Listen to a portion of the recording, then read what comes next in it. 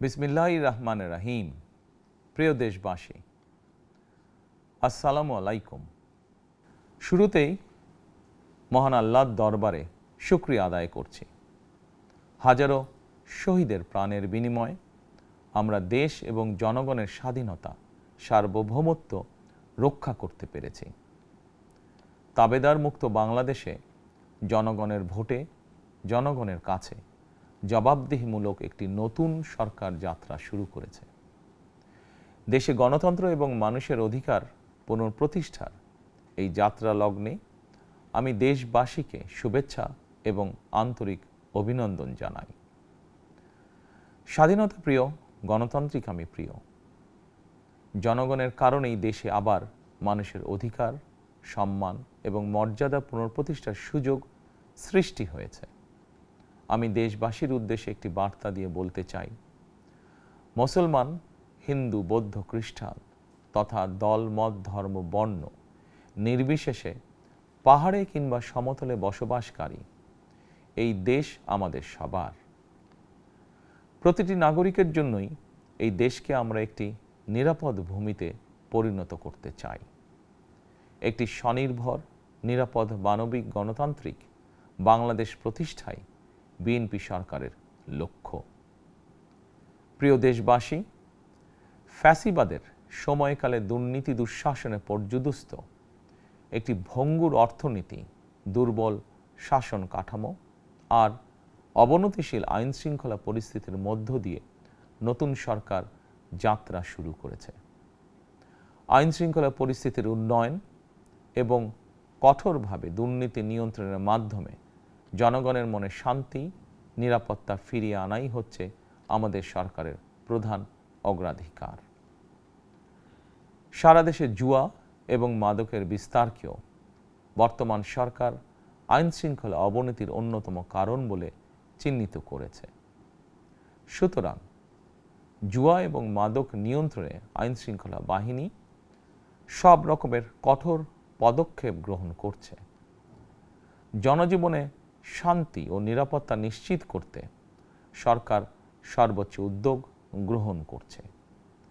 দেশের প্রতিটি সাংবিধানিক এবং সরকারি বেসরকারি প্রতিষ্ঠান চলবে বিধিবদ্ধ নীতি নিয়মে। দলীয় কিংবা রাজনৈতিক প্রভাব, প্রতিপত্তি অথবা জোর জবরদস্তি নয়।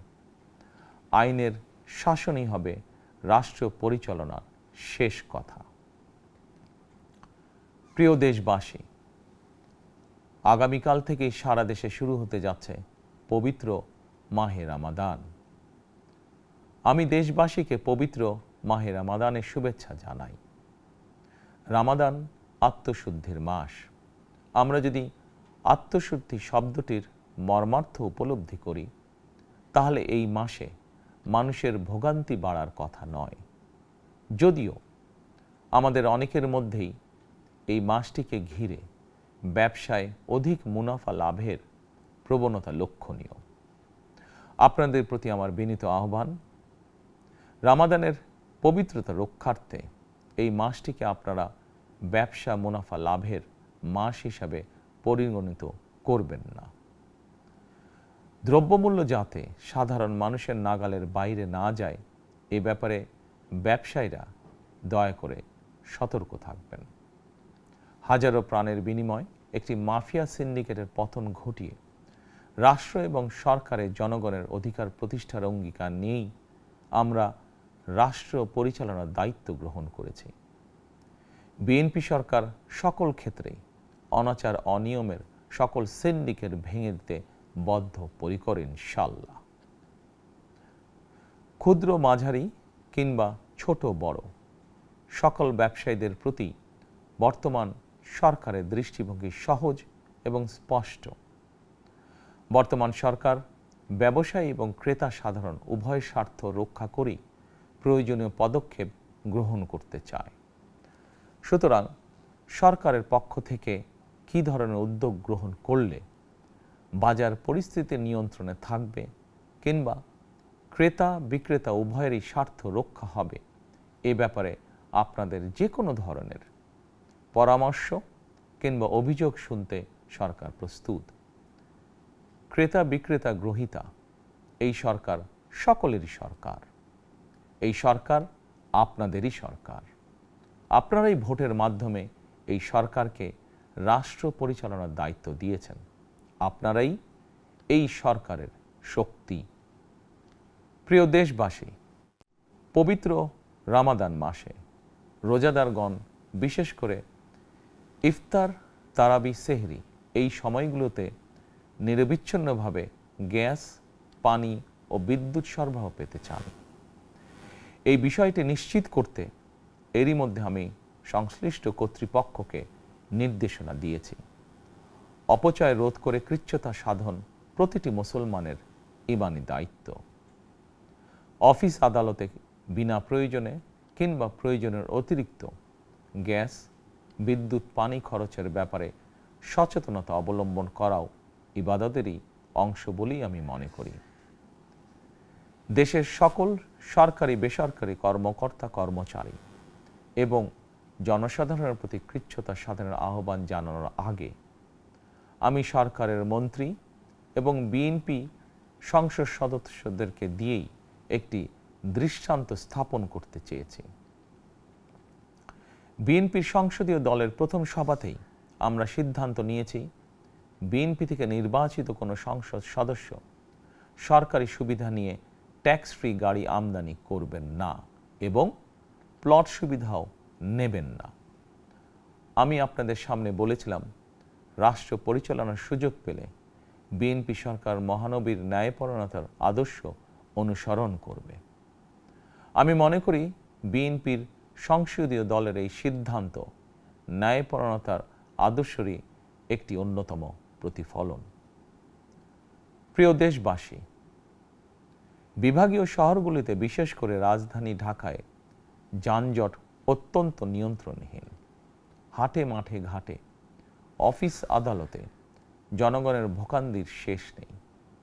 জনজীবনের নানা ক্ষেত্রে জনদুর্ভোগ লাঘব করা না গেলে জনমনে স্বস্তিও ফিরবে না।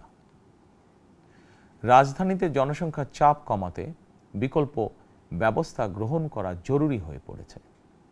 মানুষ তার নিজ জেলায় কিংবা নিজের বাসা বাড়িতে থেকেও যাতে সহজভাবে সঠিক সময়ে অফিস, আদালত, ব্যবসা বাণিজ্য করতে পারেন, সেই লক্ষ্যকে সামনে রেখেই সারা দেশে রেল যোগাযোগ ব্যবস্থা ঢেলে সাজানোর উদ্যোগ নেওয়া হচ্ছে।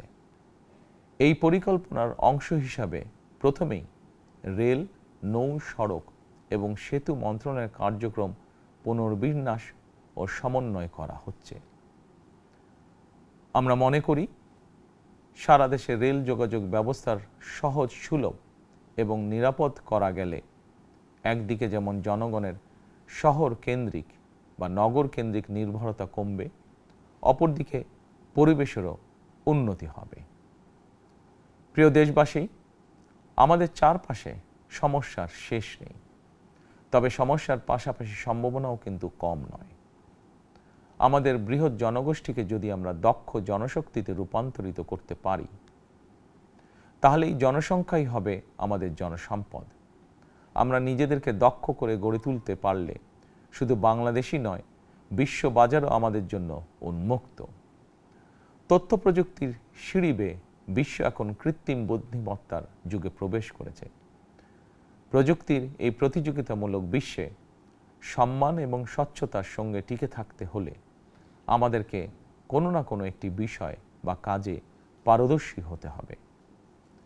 দেশের কোটি কোটি শিক্ষার্থী এবং তরুণ যুবশক্তির উদ্দেশ্যে বলতে চাই, মেধায়, জ্ঞানে, বিজ্ঞানে নিজেদেরকে যোগ্য করে গড়ে তোলার জন্য যত রকমের সহযোগিতা দেওয়া যায়, সব রকমের সহযোগিতা দিতে বর্তমান সরকার প্রস্তুত।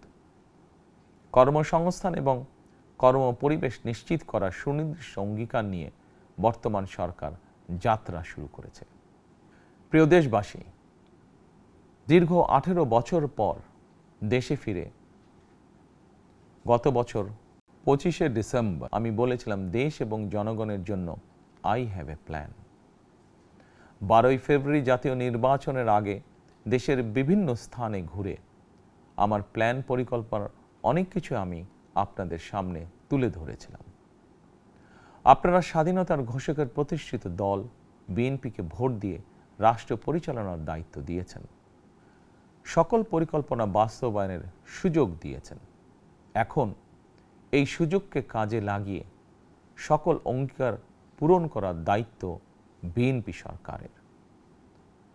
আমরা আমাদের পরিকল্পনা এবং প্রতিশ্রুতি বাস্তবায়নের কাজ শুরু করে দিয়েছি ইনশাআল্লাহ।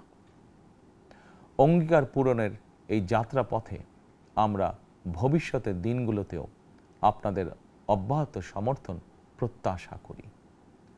প্রিয় দেশবাসী, সরকার প্রধান হিসাবে আমি দেশবাসীর উদ্দেশ্যে একটি বিষয়ে প্রতি দৃষ্টি আকর্ষণ করে বলতে চাই। নবগঠিত সরকার গঠনের সুযোগ দিতে যারা বিএনপিকে ভোট দিয়েছেন কিংবা দেননি অথবা কাউকেই ভোট দেননি, এই সরকারের প্রতি আপনাদের সবার সমান অধিকার। বিএনপি সরকার বিশ্বাস করে দলমত ধর্ম দর্শন যার যার, রাষ্ট্র সবার। এই দেশে এই রাষ্ট্রে একজন বাংলাদেশি হিসাবে আপনার আমার আমাদের প্রতিটি বাংলাদেশি নাগরিকের অধিকার সমান। প্রিয় দেশবাসী, আল্লাহ আমাদের সবাইকে নিরাপদ এবং সুস্থ রাখুন। আল্লাহ আমাদের সকলকে ইতিবাচক পরিকল্পনাগুলো বাস্তবায়নের তৌফিক দিন। পবিত্র রমাদান মাস শুরুর শুভ লগ্নে আল্লাহর দরবারে এই নিবেদন রেখে আমার বক্তব্য শেষ করছি। আল্লাহ হাফেজ। বাংলাদেশ জিন্দাবাদ।